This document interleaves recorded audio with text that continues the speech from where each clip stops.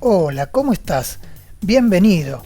Hoy vamos a conocer una nueva figura, la blanca, que tiene la misma particularidad de la redonda, tiene un cuerpo redondo, una barra que se llama plica. La blanca va a valer 2 tiempos. 4 tiempos valía la redonda, y al igual que la redonda, tiene su silencio. Dentro del pentagrama, la blanca, al tener la plica, tiene que escribirse de la siguiente manera. Si la blanca va a ir debajo de la tercera línea, la plica va a ir para arriba.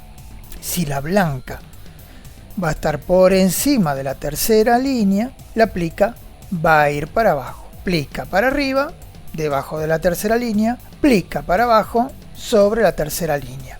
Y aquí tenemos el silencio de blanca, que va a valer lo mismo, 2 tiempos.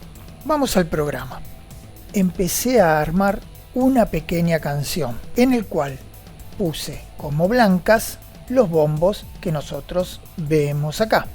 Y después puse una pequeña melodía de notas graves y me olvidé de explicarte una cosa, un detalle muy importante. Haces clic con el botón derecho y voy a traducción a español. Y acá tenemos configuración, que decía setting, antes decía undo, ahora dice deshacer, y antes decía save o save, y ahora tenemos salvar. SongMaker, como el programa se llama SongMaker, queda con su nombre. Todo lo demás te lo explica en castellano. Nosotros decimos compases, pero acá figura la palabra barras.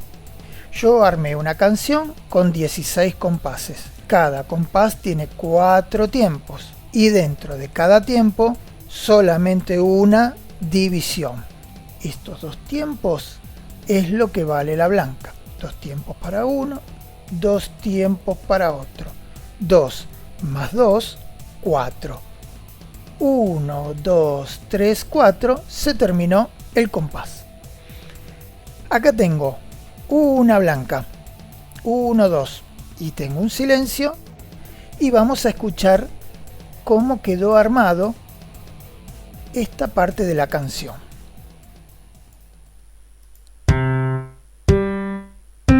Silencio, blanca, blanca, blanca, silencio, blanca, blanca, blanca, silencio.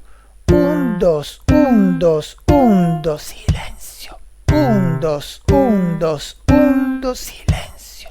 1, 2, 1, 2, 1, 2, 1, 2, 1, 2, 1, 2, 1, 2, 1, 2, 1, 2.